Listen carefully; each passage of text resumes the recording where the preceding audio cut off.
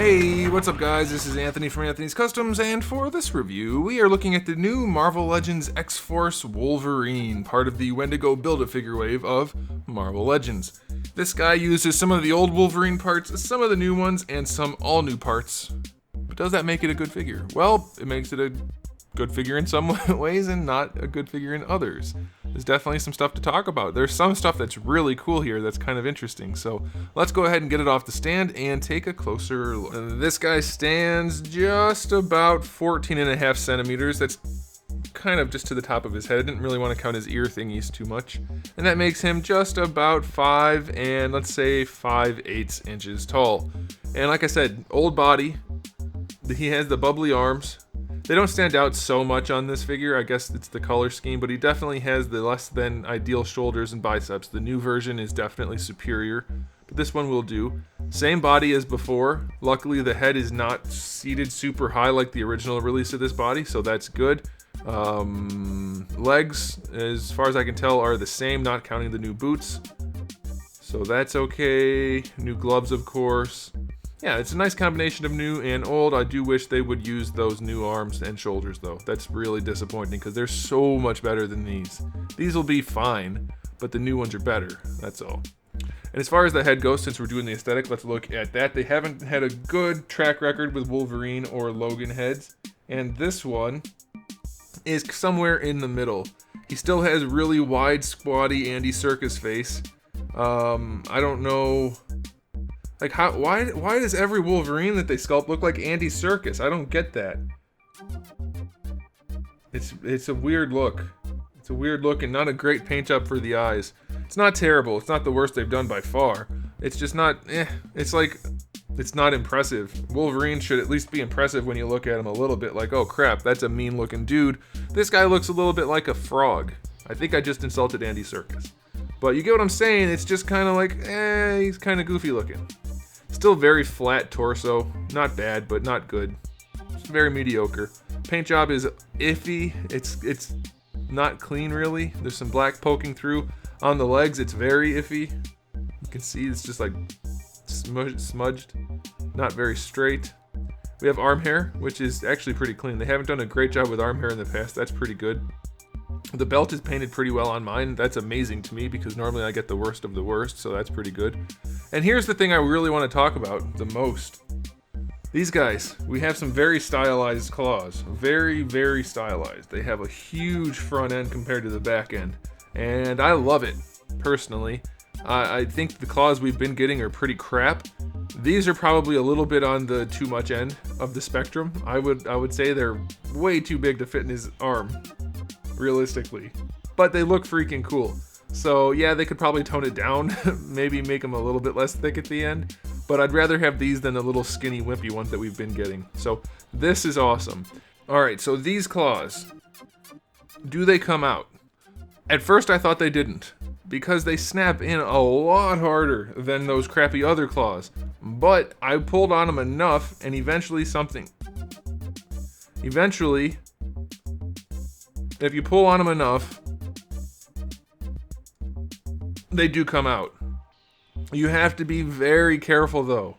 You could bend these, and these are the type of plastic where if you bend them, you get a white line. Mine, which I haven't removed yet, already has a white line right there. Apparently whoever put them in bent mine. But they do come out, they are interchangeable. These will not swap out with the other Wolverine claws. As far as I can tell, they're an entirely different design. So if you want to get these goofy big claws, which are, as far as I'm concerned, way better than the goofy little ones, I would say just paint the hand blue and swap the whole hand out. I'm not even going to try to put that in. They are very difficult to get back in. You want to heat the hand if you want to pull the claws out and put them back in. Okay? They're very tight and very stiff, but you'll notice they don't look like garbage like the other ones. So this is by far the best set of claws for Wolverine. By far the best. Are they perfect? No, they're still too big, but they look cool. So I'm going to let it go. I like them. I'm very pleased with that. I wanted to take a minute to talk about them because I've heard some people say they're not removable. I've heard some people say they are removable. They are, but they're stiff. So just be extra careful. I hate that has white on it. You know what? I might just use my chrome pen and make these chrome and just leave them in on this guy. I think I'm going to do that. That's definitely what I'm going to do. So yeah, they're pretty cool. By the way, those chrome pens, there's a trick to making them work. If you just use the chrome pen by itself and then handle the thing, it's gonna look like garbage. Anyway, it's a nice thing overall. I think this Wolverine figure is pretty good. He doesn't have giant feet like the Ninja Wolverine. These feet fit him.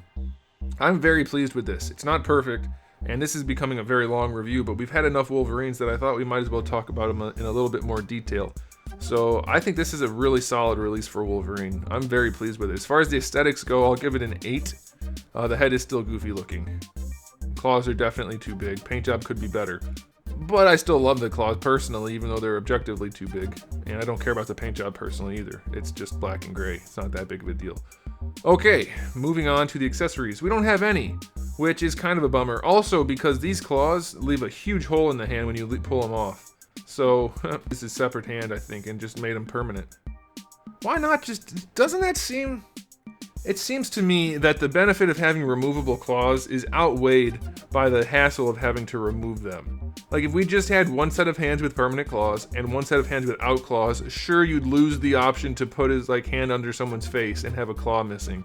But I think I'd rather not have to swap them out myself and just have alternate hands. Just swap the whole hands out. What do you guys think? Let me know in the comment section below. I'm curious what you think about that. Because I'm not a big fan of the fist hands having holes in them, and I really don't like the idea of having to potentially bend my claws to get them in and out.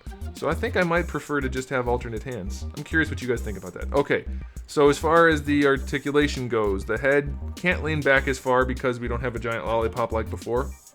It does still lean forward. Side to side is good. Any attitude, just a little bit. Butterfly joint on this guy is still really good. Shoulders, since we're using those old ones. They work well enough. They stick out to the side pretty far. Full rotation, of course. Bicep swivel is fine. Double jointed elbow, a little bit better than 90. He's got pretty bubbly arms, so not great range. Wrist, swivel, and hinge, that's fine. Ab crunch goes pretty far back, pretty far forward, almost all the way forward. That's a better ab crunch than most of the ones they release. And we have our floating belt, which is nice. By the way, I want to just talk about this again. This is one of those issues I mentioned on Colossus. See how rounded this part is above the ab crunch? That's how it should be done. That's exactly how it should be done. This should be round. This should be cup shaped.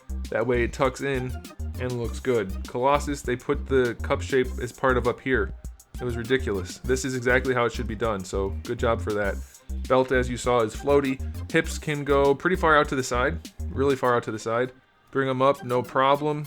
They go back a little bit too. You do get a thigh swivel, double jointed knee. They didn't paint the pegs.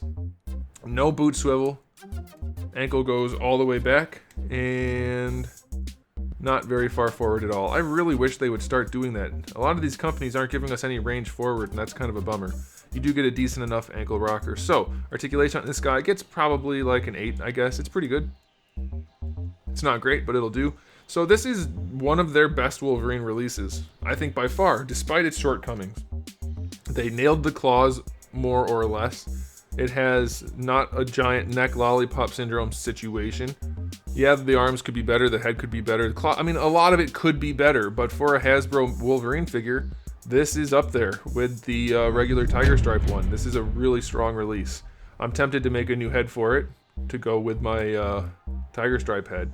But I don't know if I want to sell another Wolverine head. You guys can let me know. First we have to finish Beast and Gambit. But yeah, I like this figure. I rambled a lot about it, and most of you aren't watching anymore. So I'm talking to myself. But that's okay. For those of you that are here, thanks. And hopefully you found it interesting. So if you did like the video, give it a thumbs up. If you want to subscribe, you probably should. I have new videos out just about every single day. And thousands already on the channel. So make sure you come back for all of that. And in the meantime, keep collecting.